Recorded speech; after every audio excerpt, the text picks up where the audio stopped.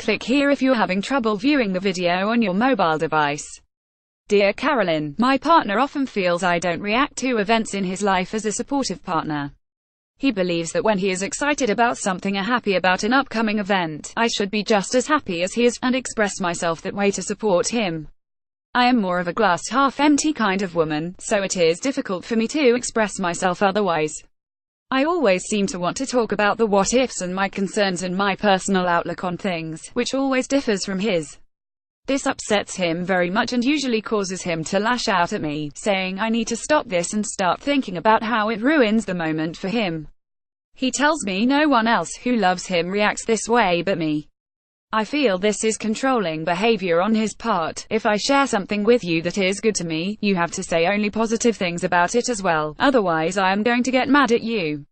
So what am I supposed to do? Give in and stop being me and only say what I know will make him happy, or say what I am really thinking at the time, which I know he does not want to hear and will get angry with me for saying I really need an outsider's view because we have been going around this for too many years. Annoyed and confused, dear, annoyed about this given thing. Is it possible? Can you, in fact, stop being me, which we'll get to in a bit, and only say what I know will make him happy? If it is, then yes, try a loving, that's great, partner's name. I'm so happy for you. Because that's not caving, and asking you to check your pessimism is not controlling. His lashing out is childish, certainly, but the frustration it expresses is legitimate. You keep doing what you always seem to want without regard for how that affects him. Really, why again? If it's possible for you to quit the what-ifs, then, yes, choose to honor your partner's wish. Hey, that's great. Your outlook works for you but doesn't for him, so why keep pushing it? How do you expect him to benefit? And how has he actually benefited from your popping all his balloons? Meeting his needs doesn't automatically mean denying your essential self. Granted, sometimes it's not so simple.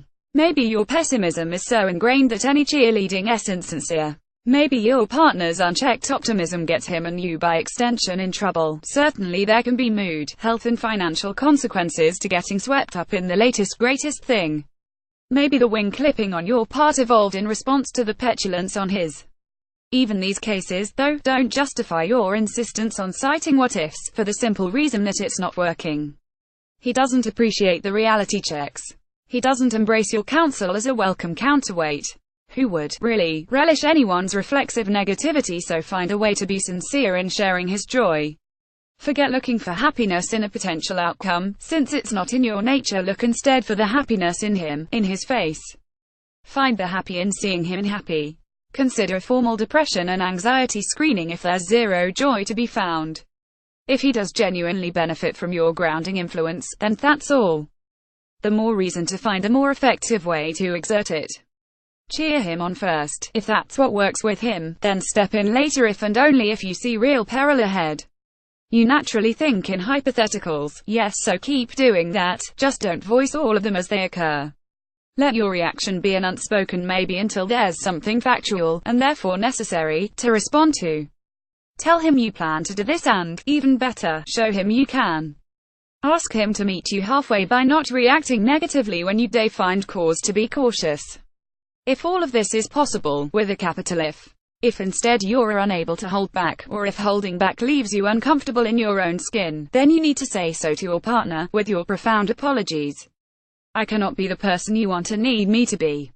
I cannot express the enthusiasm you want when my entire brain screams caution. And, you're always wanting enthusiasm from me, and my always wanting caution from you, and our never just accepting each other as we naturally are, mean we're basically torturing each other. And, so we need either to give up wanting and trying to change each other, or to break up. That's all recurring arguments are, by the way. Weaponize stubbornness. Because you're both so dead certain you're right that you can see how being right means you're wrong for each other. Email Carolyn at tellme@washpost.com, follow her on Facebook at www.facebook.com/carolyn.hax, a chat with her at noon Eastern Time each Friday at www.washingtonpost.com.